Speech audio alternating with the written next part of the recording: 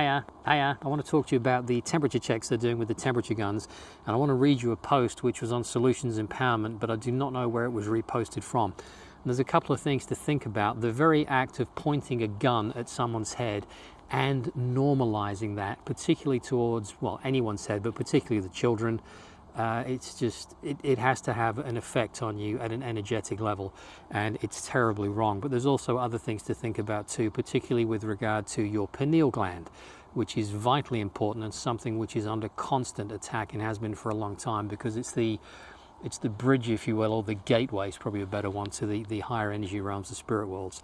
Anyway, let me read you this, and this is from an Australian nurse. I'm really worried. I've started implementing the new protocols in force. One of my new tasks is taking and recording each person's temperature. I aim for the center of their forehead with my thermometer-shaped gun. I pull the trigger, wait for the beep, and record the temperature.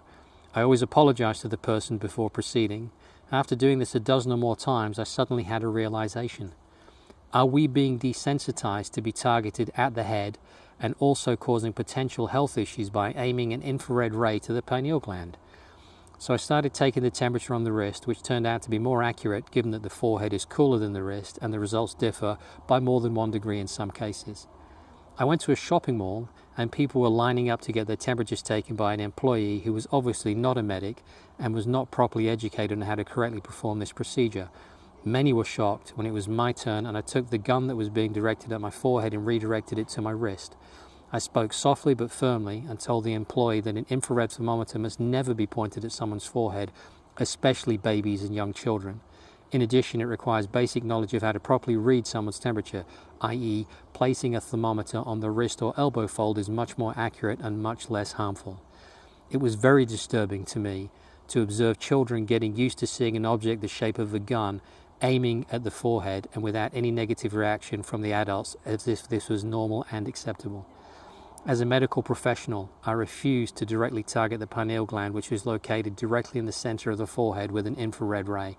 However, most people agree to go through this several times a day.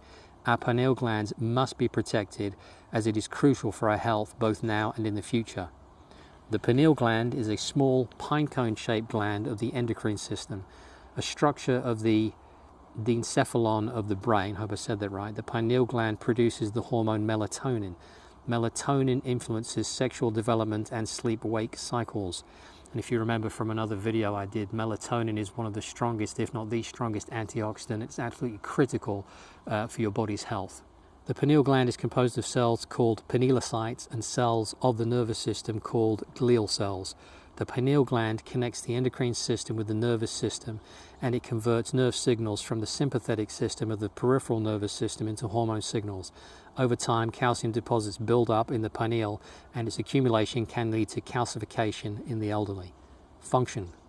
The pineal gland is involved in several functions of the body, including secretion of the hormone melatonin, regulation of endocrine functions, conversion of nervous system signals to endocrine signals, causes sleepiness, influences sexual development, influences immune system function, antioxidant activity. Ask yourself, is it ever wise to aim an infrared laser light at the pineal gland? I'm going to leave you to have a think about that one. If you are subjected to those kind of temperature checks, you might want to redirect that to your elbow fold or your wrist to give them a more accurate reading and to avoid any potential health damage that they are inadvertently being trained to cause in you. You guys are amazing. It's always a pleasure to talk to you, and I'll see you in the next episode. Take care. Bye-bye.